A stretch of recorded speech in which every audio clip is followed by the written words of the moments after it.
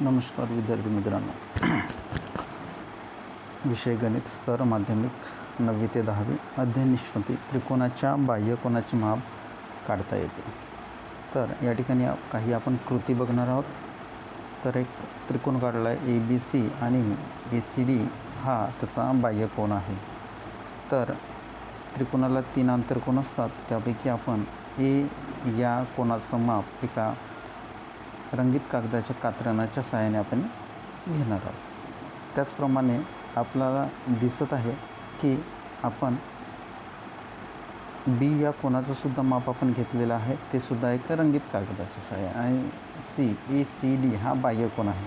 तर या बाह्यकोनाचे जे माप आहे त्या कोना एवढा ACD कोना एवढा एक बाह्य कात्रण आपण घेतलेलं आहे.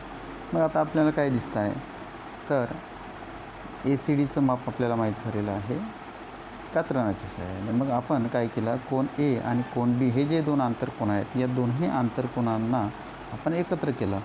तर आपल्याला काय दिसतं आहे, तर त्या दोन्ही कोनांची बेरीज केली, म्हणजे ते दोन्ही कोन कात्रणे एकत्र केले तर आपल्याला त्या ठिकाणी त्या कोनाचे माप त्या दोघांची बेरीज एवढे येते असं दिसत आहे आपल्याला. म्हणजे एकत्र केलं तर त्या मोठ्या म्हणजे ACD कोना एवढे दिसत आहे. यावर आधारित आपण एक प्रमेय बघूया, ज्याचं नाव आहे त्रिकोणाच्या दूरस्थ आंतरकोनाचे प्रमेय. आता त्रिकोणाच्या दूरस्थ आंतरकोनाचे प्रमेय काय आहे, तर त्रिकोणाच्या बाह्यकोनाचे माप हे त्याच्या दूरस्थ आंतरकोनाच्या मापाच्या बेरजे इतके असते. हा आहे प्रमेयाचं नाव. मग याला आपल्याला यासाठी एक आकृती काढावी लागेल आणि ती आकृती काढलेली आहे. त्रिकोण ABC मध्ये बघा, ABC दिसतं आहे आपल्याला त्रिकोण. या ABC या त्रिकोणामध्ये कोन ACD हा त्याचा बाह्यकोन आहे. तर हा आहे प्रमेय आणि त्याची ही आकृती. मग आपल्याला यावरून आकृतीवरून आपल्याला पक्ष लिहायचा आहे. मग पक्ष कसं लिहायचा, तर आपण म्हणू शकतो का, इथं दिलं काय नेमकं काय दिसतं आपल्याला, तर त्रिकोण ABC कोणता तरी एक त्रिकोण आहे, त्याचं नाव ABC होऊ शकते, PQR पण होऊ शकते, XYZ LMN कोणतंही राहू शकतं. फक्त त्याचं नाव लिहायचं आपल्याला. पक्षामध्ये आपल्याला काय दिलं आहे, तर त्रिकोण ABC हा या त्रिकोणामध्ये ACD हा त्याचा बाह्यकोन आहे. मित्रांनो, बाह्यकोन म्हणजे काय, का त्रिकोणाच्या कोणत्याही एका आंतरकोनाशी रेषीय जोडीतील कोन तयार करणाऱ्या कोनाला त्रिकोणाचा बाह्यकोन असं म्हणतात. मग रेषीय जोडीतील कोन आणि रेषीय जोडीतील कोनाचे जे माप आहे ते असते त्याचे 180 अंश. म्हणजे त्या दोन कोनांच्या मापांची बेरीज 180 अंश असते, त्या कोनाला बाह्यकोन म्हणतात. मग आपण पक्ष लिहिलं का त्रिकोण ABC मध्ये कोन ACD हा त्याचा बाह्यकोन आहे. त्यानंतर साध्य लिहूया आपण. साध्य काय करायचं आहे आपल्याला, साध्य हे करायचं आहे का त्रिकोण ACD मध्ये, तर ACDचे जे माप आहे ते कोन ABC व BAC या दोन कोनांच्या मापाच्या बेरजे एवढे असते. हा आहे त्रिकोणाचा आपण या प्रमेयाचं साध्य. मग आपल्याला यासाठी सिद्धता लिहावं लागेल आणि सिद्धतेसाठी आपल्याला जुने काही जे प्रमेय आहेत त्यावरून आपल्याला या त्रिकोणाची सिद्धता लिहिता येईल. मग काय सिद्धता, तर त्रिकोणाच्या 3 कोनांच्या मापांची बेरीज 180 अंश असते. आपल्याला याचा उपयोग करायचा. इथं रचना करण्याची गरज नाही आहे, त्यामुळे आपल्याला सरळ सिद्धता लिहायच्या. त्रिकोणाच्या 3ही कोनांच्या मापांची बेरीज 180 अंश. ह्या गुणधर्म झालेला आहे आपल्याला, किंवा प्रमेय पण झालेला आहे. त्या त्रिकोणाच्या 3ही कोनांच्या मापांची बेरीज 180 अंश असते. मग कोणकोणते 3 कोन आहेत, तर कोन ABC हा एक कोन आहे, कोन BCA दुसरा कोन आहे, तिसरा कोन आहे BAC. हे जे 3ही त्रिकोणाचे आंतरकोन आहेत ते आपण लिहिले आहे ABC अधिक BAC अधिक ACB बरोबर 180 अंश. त्याला नंबर 1 दिला.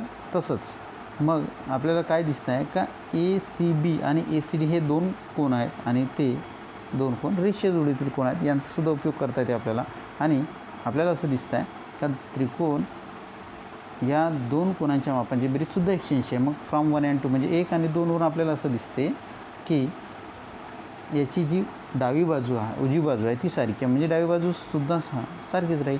म्हणून आपण असं म्हणू शकतो कोन ABC अधिक BAC बरोबर प्लस कोन ACB बरोबर ACB अधिक ACD. म्हणजे डावी बाजू सारखी आहे, उजवी बाजू सारखी आहे, म्हणूनच डावी बाजू सारखी आहे. मग आपल्याला काय दिसतं आहे का ACB दोन्ही ठिकाणी सारखं आहे.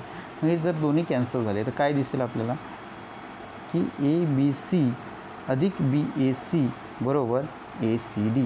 म्हणजेच आपल्याला जे सिद्ध करायचं होतं तर कोन ACDचे जे माप आहे ते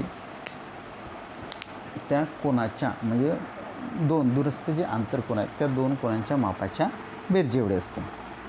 लक्षात आलं असेल तरीसुद्धा आपण पुन्हा एक प्रमेय घेऊया. प्रमेयावरून एक उदाहरण घेऊया. एक उदाहरण घेतलं आपण. आकृतीमध्ये एक आकृती आहे. या आकृतीमध्ये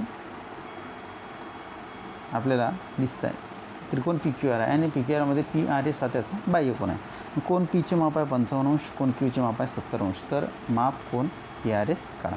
अतिशय सोपा प्रमेय, सोपं उदाहरण आहे. तर या ठिकाणी हे उदाहरण आहे. याचा आपल्याला उपयोग करायचा आहे, सोडवायचं आहे, उकल शोधायची याची. मग काय आहे तर त्रिकोण PQR हा पहिलं काम आहे. आपण जे दिलेलं आहे ते पहिल्यांदा लिहून टाकू. दिलेलं काय आपल्याला का त्रिकोण PQR या त्रिकोणाचा कोन PRS हा बाह्यकोन आहे.